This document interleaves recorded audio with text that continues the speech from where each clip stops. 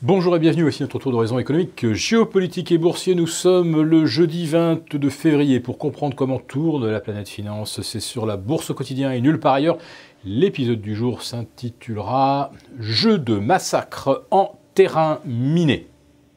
Ouais, parce que franchement, là, à Wall Street, sur le CAC 40, sur l'Eurostoxx 50, ça commence vraiment à ressembler à un véritable champ de mine.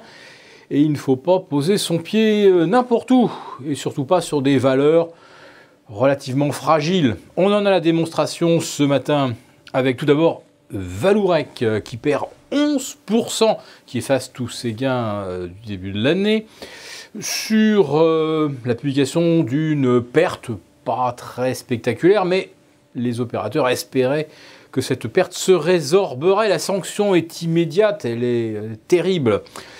Mais que dire d'Ingenico qui plonge de moins 20% avec simplement un ralentissement de sa croissance bénéficiaire, ou en tout cas des perspectives 2018 qui ne sont pas, c'est vrai, ultra sexy. Et puis alors là, on a atteint le summum avec Technicolor et une chute de moins 22%. Technicolor qui replonge dans le rouge, qui passe d'un gain d'environ 200 millions à une perte d'environ 180 et qui effectivement constate que l'année 2017 a été difficile. Le problème, c'est que le marché se dit que l'année 2018 pourrait l'être également. Et donc pour Technicolor, on se retrouve comme ça, soudain, 6 mois en arrière. Mais les valeurs françaises ne sont pas les seules à sauter sur des mines.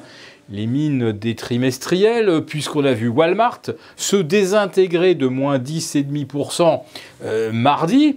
Alors, est-ce qu'enfin on allait voir les opérateurs profiter d'une occasion de faire des rachats à bon compte? Eh bien non, puisqu'hier, Walmart plonge de 2,8% supplémentaires et affiche moins 13% en 48 heures. Rendez-vous compte, Walmart, moins 13%, c'est sa plus forte chute en 2 jours depuis 1988. Et même, je pense que c'était le mois de janvier 1988. Oui, on assiste à des corrections d'une violence qu'on n'a pas vue depuis 30 ans. Mais est-ce que ça, c'est le genre de scénario auquel on est accoutumé dans un marché haussier? Alors qu'il y ait un accident, 2 accidents sur des publications véritablement aux antipodes des attentes, on pourrait éventuellement le comprendre même dans un marché haussier. Mais là, dès qu'il y a la moindre déception, bam, c'est le gap à l'ouverture, impossible de se couvrir, et derrière la déferlante des ordres de vente. Et là, cette fois-ci, quand ça plonge, ce n'est absolument pas perçu comme une occasion de moyenner à la baisse ou de faire des rachats à bon compte. Tous les supports sont pulvérisés les uns derrière les autres.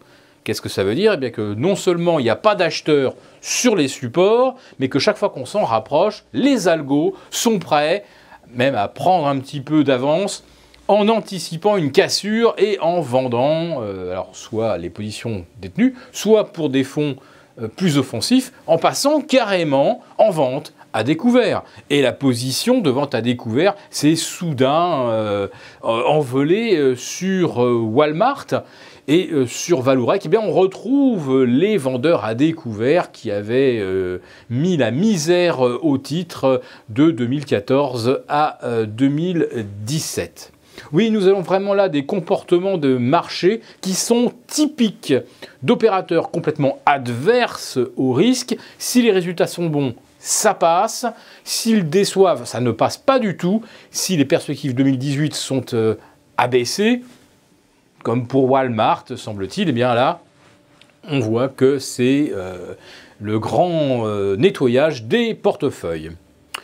Alors ce matin, la bourse de Paris avait effectivement assez mal commencé la séance, perdant 0,8% dans le sillage de Wall Street.